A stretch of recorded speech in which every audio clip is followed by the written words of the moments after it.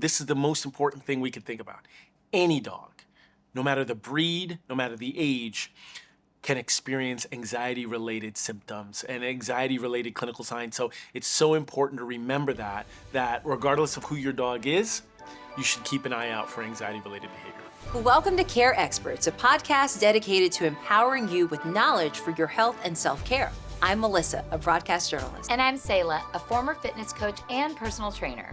Each week, we interview top wellness and medical specialists from across the country, addressing your questions, even those you might be afraid to ask. From your fur baby's well-being to skincare secrets to honest talk about bigger health issues, get it straight from the expert. Join us every Wednesday for insights that will guide you on your health journey. From cosmetic to dental and vet to vision, this is Care Experts. Today, we are talking about pet anxiety.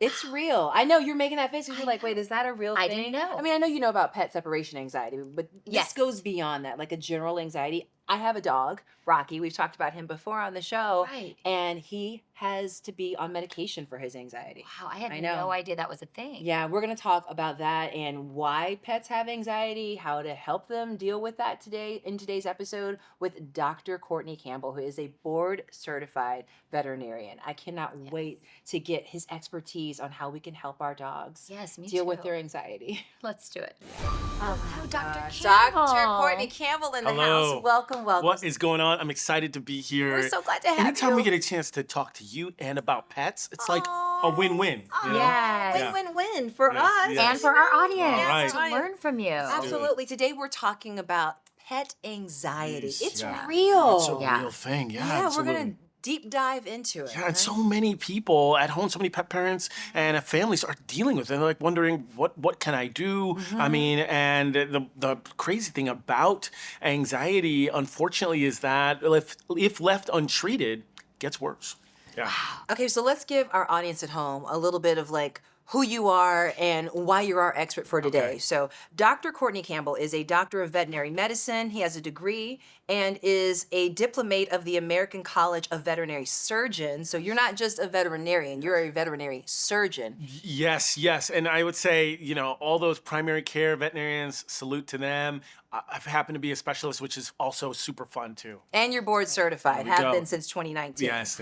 You're also a veterinary medical correspondent. What does that mean? You know what? It's something that if you had said to me 10 years ago, 20 years ago, would you be a veterinary medical correspondent? I'd say, excuse me, What? what's What does that? that What does mean? that And Yeah. what I love about health correspondence is you're taking breaking news or complicated information and distilling it down into bite-sized morsels that are digestible and easy to understand. So anything that's happening in the pet space or the veterinary space, I just want to make sure that people can digest it. And where do you spread this information? I've had the pleasure and the honor of being on shows like The Doctors, Rachel Ray, Home and Family, WebMD, and other shows like that. So anywhere they need me. And you have your own podcast. I have my own podcast. yes. It's called Anything Possible, right? PAW, I'm sure. Yes, PAW. You got to do the Love. paw, right? I mean, it makes sense. Because it's punny. You know It's what I very mean? punny. It's You're very very punny. punny. You're Yes. very funny, But Dr. that Campbell. podcast gets a chance to just explore the wonderful world of what's happening in pets. I've had a chance to speak to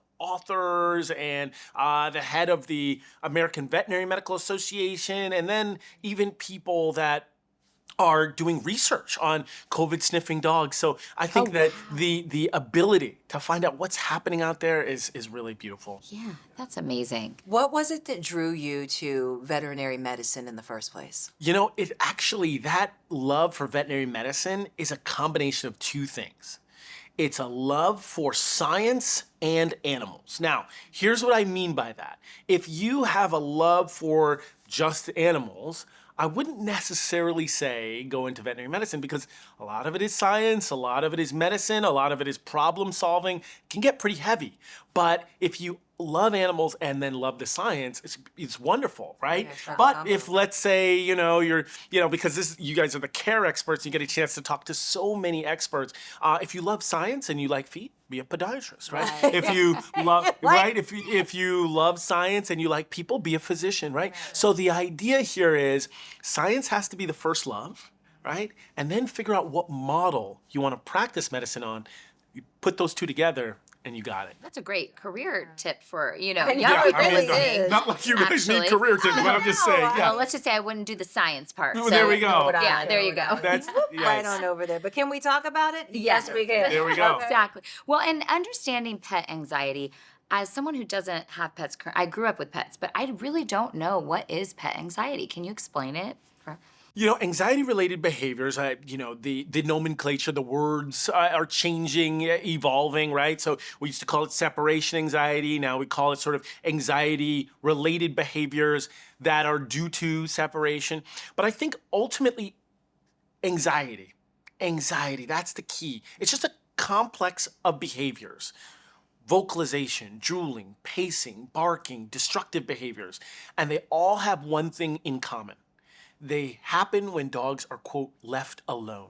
Oh. They happen when their family members are not there anymore. So regardless of what particular sign you're seeing, maybe it's a dog who bites or chews themselves. Maybe it's a dog who salivates a lot or paces or destroys the furniture, God forbid. I had a German Shepherd who, healthy 4-year-old German Shepherd who came to me with cuts all along the arms. And he had actually really damaged his wrists because he saw that his family member was driving or backing out of the driveway. And he was like, oh, you're leaving me alone all day. And actually jumped through a plate glass window 2 stories. Oh my gosh. And landed on both of his wrists. We were able to repair his wrists, repair the cuts. He's doing fine.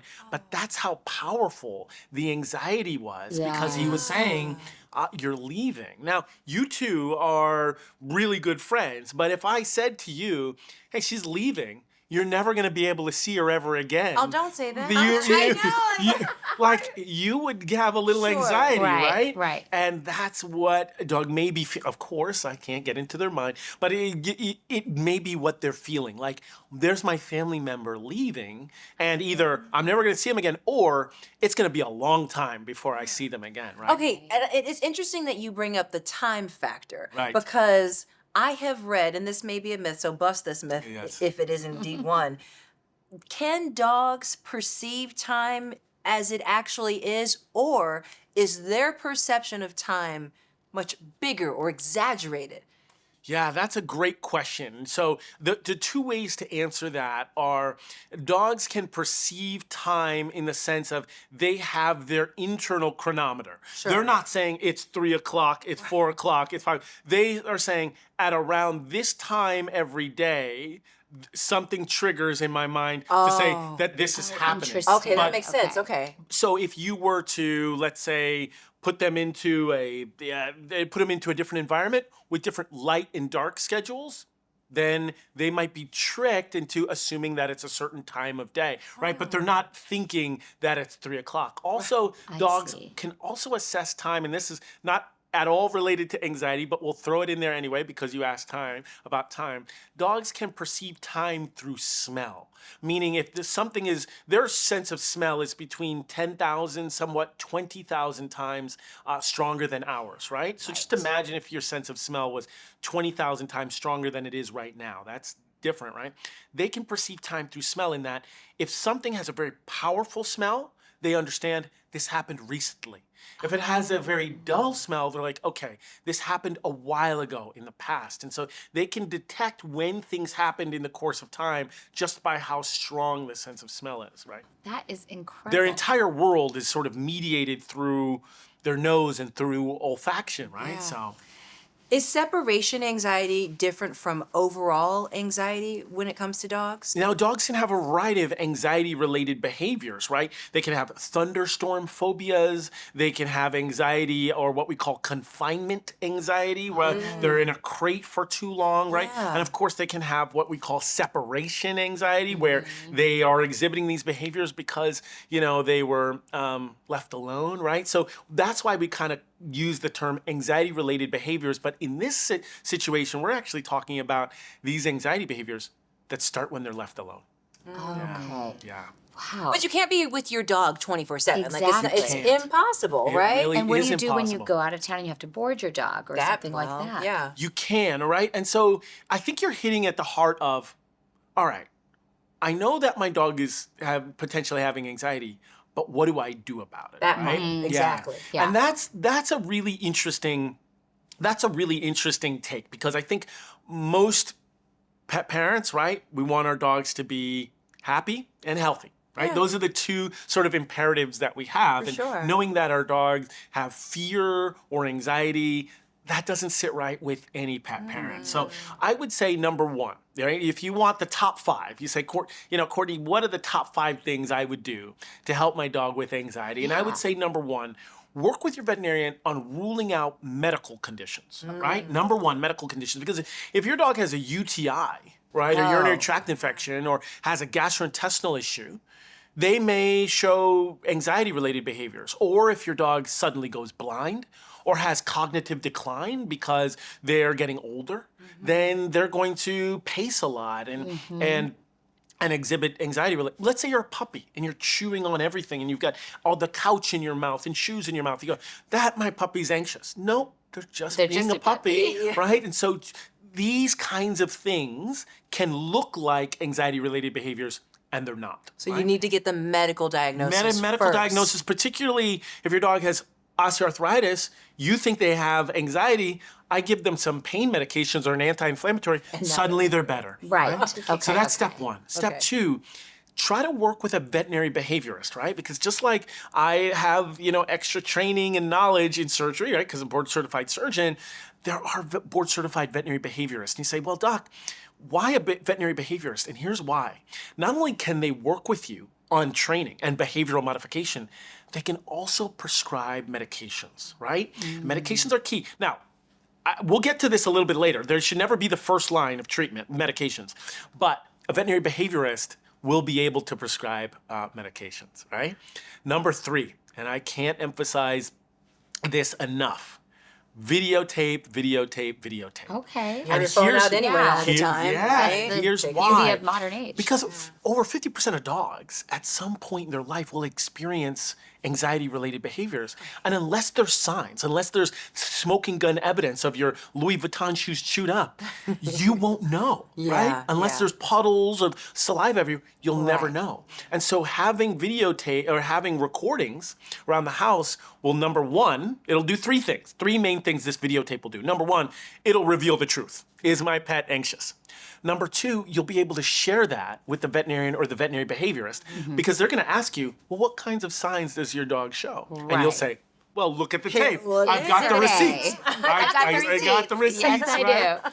And then number 3, what the videotape will do is it'll allow you to track progress, right? So it'll enable you to say, hey, in January, this is what my dog was doing, but in June, it's not doing it anymore. So you're able to show the patterns of behavior. Absolutely, and just track the progress. Number 4, exercise. Dogs who are anxious or dogs who are experiencing anxiety, sometimes they're just cooped up for too long, right? And getting that 20-minute walk twice a day or getting a chance to play at the dog park could help so much that you don't actually need, any of those other medications or those That's sort just of like things. humans. We got to get out. Absolutely. Which, by the way, that leads me to a question. Sure. Wait, he had one more. Yeah, Oh, there's 5. There's 5. There was 5. Well, Yeah, go ahead. first of all, you guys are counting, and I love that. I thought you were like, well, I don't know what number he's on. Oh, I'm counting. I Number get it. But number 5 would be exploring medications, right? And the reason I say that is just, and we'll get into this, but certainly medications can help facilitate that behavioral modification. They'll sort of grease the wheel, so to speak, make things move a little bit better, or make your dog more receptive to behavioral modification, right? So I would say those would be the top 5. Work with your veterinarian, think about a veterinary behaviorist, videotape, make sure your dog is well exercised, and then have a conversation about medication. But that's not the first resort. Not the That's first line of treatment. Yeah, I that like makes the way you put sense. that. Yeah, there are a lot of other things. Well, and I was going to say, in COVID or the pandemic, did you find that there were a lot more dogs with anxiety? You're Cooped up. exactly right. We're living in a post-COVID framework, right? Yeah, we Things are different. They said, well, stay home, right? So we stay home with our pets, and they say, well, return to the office. Return to the office. Like, well, no, actually, just return to the office 2 days out of the week. You're like, and your pet's like, Yes. what's What's going on? What's going What's on going on You're here? home, you're not home. Yeah. Exactly. I got used to you being home. Right. Right.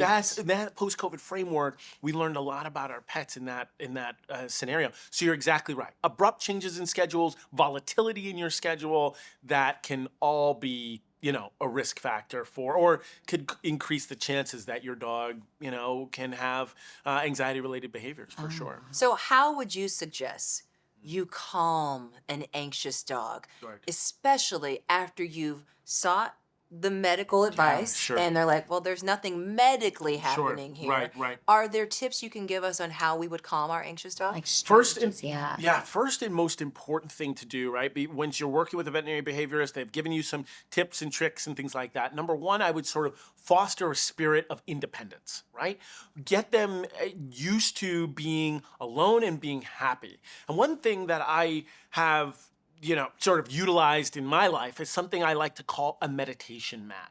Now, here's the concept of a meditation mat. This is a mat that comes out. Let's just call it a yoga mat or whatever the case is, something that's fun and comfortable, right? And this is a mat that comes out, and you can put it in a safe place for your dog. And your dog understands that good things happen on this mat. They get praise, or maybe they get a food dispensing treat, or maybe they get a chew toy, and they're relaxed on this mat, and they're enjoying life with this mat. Now, you could even work on your stay command, right? That stay command, and you can work your way up to almost a 30-minute stay command. Now, Wow. this is important because if they're staying on this mat and they're relaxed, as you do errands around the house, now they know, okay, this mat is great. Now, this is critical because if there's a period of time where there's fireworks, somebody coming over the house, there's a Thunderstorms. thunderstorm, there's a cat outside, right? The garbage truck. A gardener, weed whacker, right? Construction. Construction, Yeah. right? You can So many say, things. okay, let's go to the meditation mat, and they go, this is a place where I'm chill and I'm relaxed. But this idea is not gonna happen overnight, right? It's not gonna happen overnight. Also, the amplitude when you come home and when you leave, that's something we gotta lower. Because if you walk in and you're like, it's a party, right? It's turn up time, Oh, Dr. right? Kim, And I don't everybody's wanna hear that. And they're like, well, it's only turn up time when they come home, so I don't want them to leave, right? But So we- that's so hard. It is really the hard. practical application of coming into your house and not being super excited to see your dog because they're super excited to see you is going to be really hard to Well, I will restrain. say I'm this. just saying. Well, I will say this. It's not that you can't greet No, it's them. not that We you just got to lower the amplitude. Okay. Right. Yes. Be less. It's like, I feel Yes. like he's looking at me. Yeah, Is he well, looking at I me? mean... Well, I don't Yeah. have dogs, so No, it's so just am I- kidding. oh, It's all Okay. you. It's all I have to me. shoot Fritz. Because it's your family member, and it's like all day Right. long I've been gone, and I missed you too, and so I want to show you that I missed you. I'd be like, oh, there's my big boy, or Right. whatever it is. It's totally But understandable. if I want to help my pet, I've got to restrain myself a little bit, Yeah, so that I absolutely. can help him change those patterns of behavior as well. You know what some people also talk about, right? We just talked about greetings. A lot of people talk about departures, right? Now, here's where things can get a little tricky.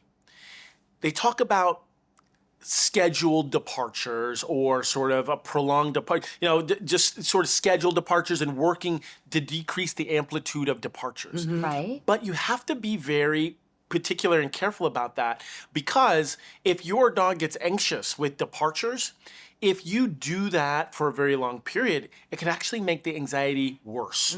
So be careful with you trying to work on what's called desensitization, where you do a bunch of departures, little mini departures, because it actually, you can see your dog getting more anxious, actually make their anxiety worse. However, it's say before you leave the house, dogs are smart. They know when you leave the house, you turn off the TV, you grab your keys, you put your shoes on. Now, let's say you do a couple of those things, but you don't leave the house. You just grab your keys occasionally, but you hang around. Or you put your shoes on, but you stay in the house. Or you turn the TV off and you stay in the house.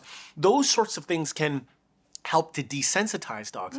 But if not used appropriately, it can take anxiety and actually make it worse. That's why I want to go back to number one and number two, work with your veterinarian and veterinary behaviorist, because you can utilize these tools, but Right. using a tool in the wrong way can be dangerous. Yeah. You know something I've noticed with our dog Rocky? Whenever we bring out the suitcases, getting ready to pack for a trip, or I just may have left something in that bag, but he sees it come out, Sure. his anxiety through the Yeah, of roof. course. Because That makes that's an sense. indication to him, like, oh, my family's about to go out of town again. Right.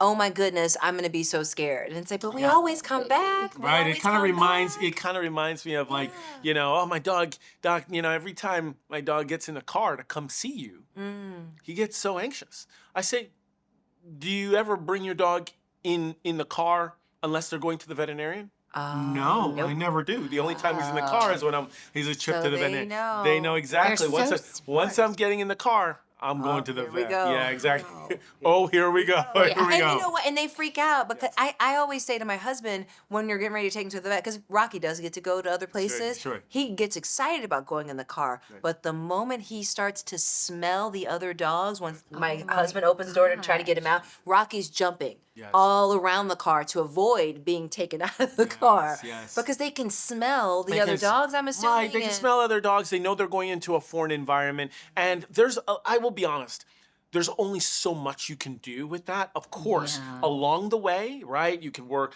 I'm a kind of guy who's all hands on deck kind of guy where, utilize whatever tool that's effective. Sometimes there's anti-anxiety meds. Sometimes there's dog pheromones. Sometimes there's, as we say, those 20, utilizing a treat, but breaking it into 20 pieces so that during the entire journey, from the moment you leave the home to the moment you come back, they're getting these little pieces of treat, right? Utilize all the tools in your disposal Sure. so that when we go to the vet, good things happen at the vet. Right? Yeah. But if ultimately last time they went to the vet because they were injured or painful, they're going to remember that. Yeah. I use the pheromones because, so, and I just bought this online, so I'm just going to tell you. But no, because Rocky has anxiety Yes. when there's a thunderstorm or fireworks, which it's the summer. Yes. And whenever it's the summertime, Rocky knows. It's like like the temperature change and all of that indicates to him like, Yes. oh, it's about to go down. Oh, yeah. It's about to go down. Music festivals, all of that, right? Right. So it's the spray. You can either spray it like around his bed area or like on his coat. And it really works. It's at calming him down. We also have a thunder shirt. Nice, And nice. there's something about the way it's like when you swaddle a snuggle. baby. Yeah. It's like swaddling a baby. That Snuggles. seems to help Like as a well. weighted really blanket. good. yeah, that kind of Yeah. thing. Those that kind of compression thing. vests can be effective. Now, it's so important to remember, it's not going to work for every dog, right? Or it's Yeah, not going to work right. utilize every dog. Say, hey, I have an anxious dog. I bought a compression vest for him, and he's still anxious. Well, okay, that's not going to apply for every dog. But Sure. I do agree with you that utilize it all hands on deck Right. is appropriate. Whatever right? you can do. Yeah, absolutely. What's the role of nutrition? I know you said exercise, but what about like diet, nutrition? How can that help? With to- anxiety? Yeah, with Yeah. anxiety. Well, it's really interesting. We're starting to get more and more research about the role of the microbiome, the role of gut. the gut, Oh. and its effect on anxiety. Like and gut health. probiotics, Yeah, perhaps? probiotics. Okay. In fact, they like to refer to the gut as the second brain Yeah, because I've of the heard that, connection yeah. between the brain and the gut through the vagus nerve. And there's a particular bacteria called Bifidobacterium longum, long word, Bifidobacterium longum. And this particular bacteria was shown to decrease dogs' anxiety-related behaviors. It decreased cortisol in their saliva, which is a stress hormone. Yeah. And then it also decreased their heart rates and their heart rate sort of variability, that sort of rocky road of the heart. And so now, Bifidobacterium longum is actually incorporated in a lot of probiotic formulas as calming agents to help dogs get through it. I was just going to ask, how would one get this into Yes, their yes, dog's diet? Absolutely, and there's probiotics that they sell online that actually have this in it. Now, wow. there's also an amino acid called L-theanine. This is Oh, actually really it's- common in green tea, right? Yes. And it's an I was say it's for us too. yeah, it's an instant mood enhancement. I to be honest, I drink a lot of matcha and I drink a lot of green tea. I'm a huge fan, and so because there's a little bit of caffeine in there too. That Yeah. helps. A little bit. But we're not talking about that part. We're talking about that amino acid L-theanine, Yeah. which now has been isolated, and you can use that along with the thunder shirt, along with the pheromones, along with the probiotics, along with the behavioral modification, and of course prescription medications. Yeah. Is it a good practice, or maybe I shouldn't say good, what do you think of the practice of ignoring your dog before you leave? Because I've heard that could also help with calming anxiety because you're de-amplifying. You're not like, mommy's about to leave now, you know, or suddenly leaving. It's, I'm just completely ignoring that dog for a little while. Well, I will certainly say that that is a little bit dependent on the dog. And the reason I say that is because and this is definitely not it's sort of like, avoiding the answer. I absolutely can answer it. But it certainly depends upon what kinds of behaviors your dog is exhibiting prior to you leaving. If your dog is the type that starts to show anxiety-related behaviors prior to you even leaving the house, well, now we have to think about what kind of attention are we giving to that dog. If your dog is showing anxiety-related behaviors once you leave and then 5 minutes after you leave or 10 minutes after you leave, that's when it starts, then ignoring your dog's not gonna help at all, right? So it really depends on that.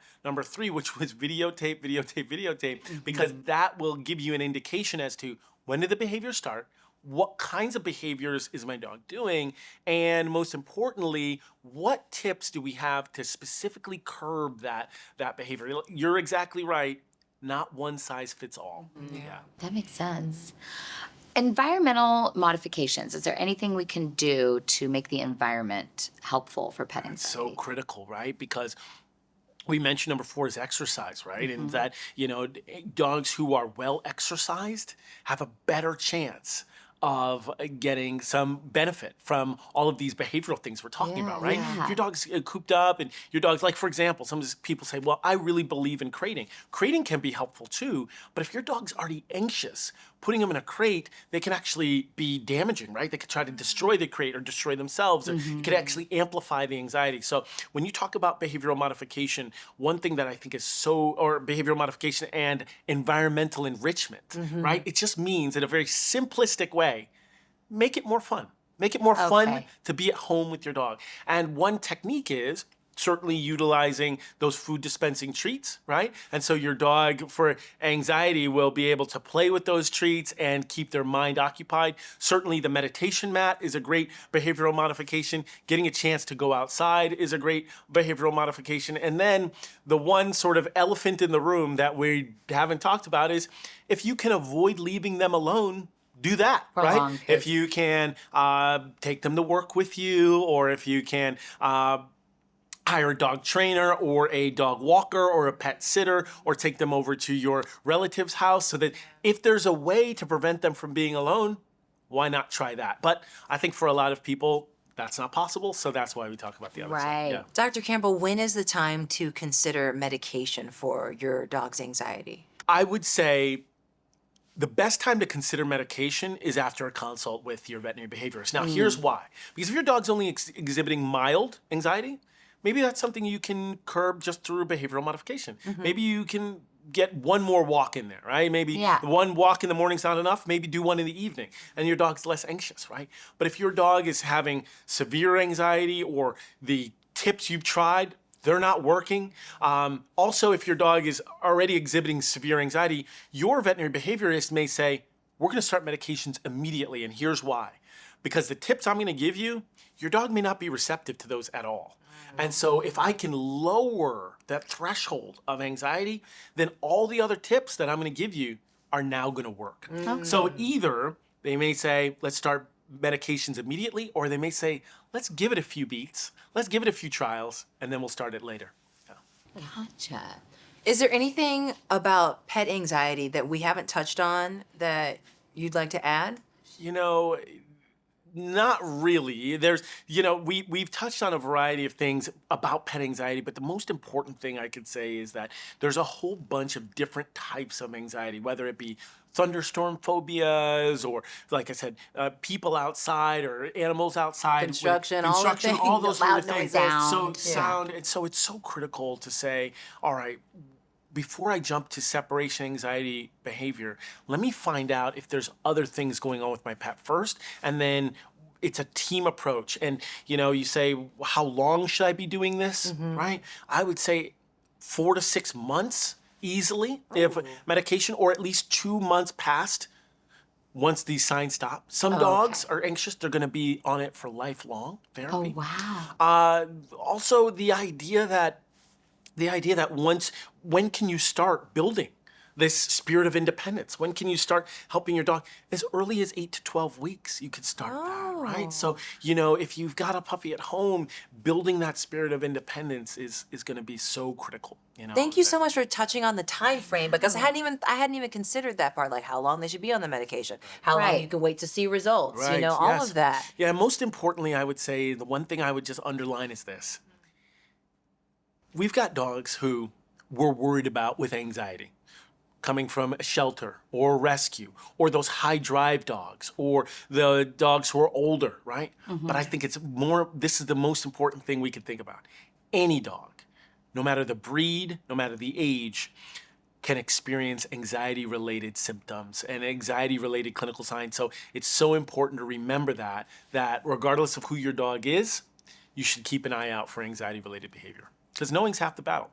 Yeah, definitely. Okay, it's time for the segment that we like to call Ask the Expert. Okay, Obviously, you here we are go. the expert. I'm warming up. Our audience Warming up. sends us questions, and we ask you, and you give us All right. the expert opinion. Hopefully Okay. I've got the answer. I know you have it. I know you have it. Here's the first one. How long does it typically take to see improvements when implementing anxiety management strategies? And what should I do if we don't see progress? Okay, if you don't see progress immediately, or you should at least get an idea, a prognosis on when we should start to see anxiety changes. Let's say your dog is on medications, it may take weeks for that medication to reach a certain steady state in the system for it to actually take hold. So I would say, if you're working with a veterinarian, give it at least 3 to 4 weeks before seeing any changes. This is so important because if you're about to go on a trip, right, and your dog's showing anxiety-related behaviors, you want to start that process of decreasing their anxiety 3 to 4 weeks before going on that trip. And that's right? going on medication or not going on medication, Absolutely. whatever the Behavioral process. modification or medication, give your pet at least 3 to 4 weeks. Okay. And have that conversation and say, when should I expect to actually see changes here? Got it. Okay, this next person says, are there any pet recommended music or TV shows I should play when I'm out of the house? I've heard people do this. that. Is Yeah, that true? absolutely, yeah. Wow. There's a really great, fantastic company called Zounds, right? Zounds is Oh. wonderful. And it's just, they use BPMs and certain tones to make sure that your pet is comfortable with the particular sounds that's playing. That's Dog TV is great too, right? And so they've got, content on there that's specific for dogs and Oh, cats. wow. Some people put on Paw Patrol? I'm just kidding. I was about to say, right? Some people will put on a YouTube station, right? So I think ultimately, there's a variety of resources out there, but playing classical music is not bad. Oh, Yeah. okay. Yeah, so Wow. there are options out there for sure. And that will help the dog feel less lonely and more. 100%, Oh, that's right? cool. Rocky And there- prefers Beethoven. Go on. Really? Yeah, I'm kidding. Oh, I well, know. yes. That's the first time I've ever But I heard like that. she said really. As if Mozart would be totally out of the Mozart question. is out of the question. Right, yes. No Chopin. Right, no. But the reality is, this is based on science, right? And so during, they will scientifically look at, does music or does classical music on certain BPMs actually help dogs with their anxiety-related behaviors? And the answer is yes. Which ones don't help? Maybe? Well, like trap. I was yeah. about to Oh, say, you're so right. exactly. Maybe Rocky likes to rap. There in we his go. head, you don't know. My Right. kids love rap music. Pop And music. maybe Hip-hop. he's into the Kendrick Drake beef. You never He know. might- you know You what? never He's know. chosen Country a music. side. I He's believe. None of them like I- country You know what he music. says? Yes. They're not like us. They're not like us. There we go. Mustard not on the like check. us. Okay. Yeah, okay, So, I'm still laughing about you saying Paw Patrol. I cannot. I mean, it makes sense. This is going off the Does it? rails. Okay, going off it's the already rails. gone. Yeah, It's yeah. already. You have no idea, Dr. Campbell. Okay, here's the last question. Yes. Does FaceTiming your pet actually help to soothe their anxieties when you're away? That is a great question. It is a great question, and I don't have a great answer because What? the reality is it could soothe some pets, but then some pets may see may you make it and worse. say, well, I can see your face, but you're not here. Yeah. Like, what's going on, right? And You're not supposed to, with we get kids, that. you're not supposed to, below 2, because they don't understand. Right, They right. can't- They don't yeah. have that sort of object permanence. Like, okay, where are you in the phone, right? Yeah. We're asking a lot of our pets to understand virtual FaceTime chatting. You know what I'm saying? Yeah. I don't even understand it, but I'm asking my dog to. Right. So I would say try to stay away from that if your pet has anxiety-related behaviors. Also, it also reminds me of when when pets are in the hospital, right? If sometimes pets are in the hospital, a lot of times pet parents will say, can I come to visit? And for some pets, after the family has to come to visit, after they leave, there's an anxiety there because now they're not there anymore. And so it may seem counterintuitive where you might have a veterinarian recommend actually don't come to visit, but the reason they're doing that is they're trying to prevent your pet from becoming anxious or fearful once you're gone. So same thing with FaceTime. Once they see you, now you're not there anymore, what's going on? I would say if you can and your pet is known to have anxiety, no FaceTime. Don't FaceTime. Yeah. Wah, wah. No more 'Cause FaceTime I always for say Rocky. hi to Rocky on FaceTime. But he's not an anxious dog.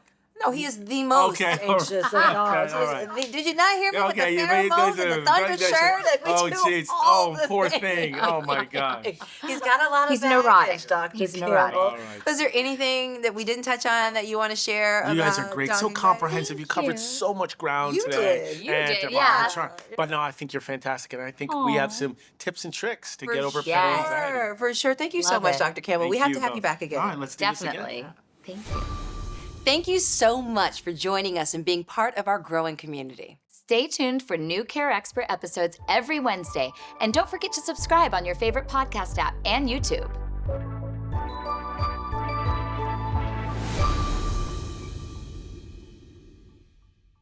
Hey there, don't leave yet. Just wanted to say if you want to hear more about health and wellness, check out these episodes of Care Experts. Also, before you go, make sure you like and subscribe.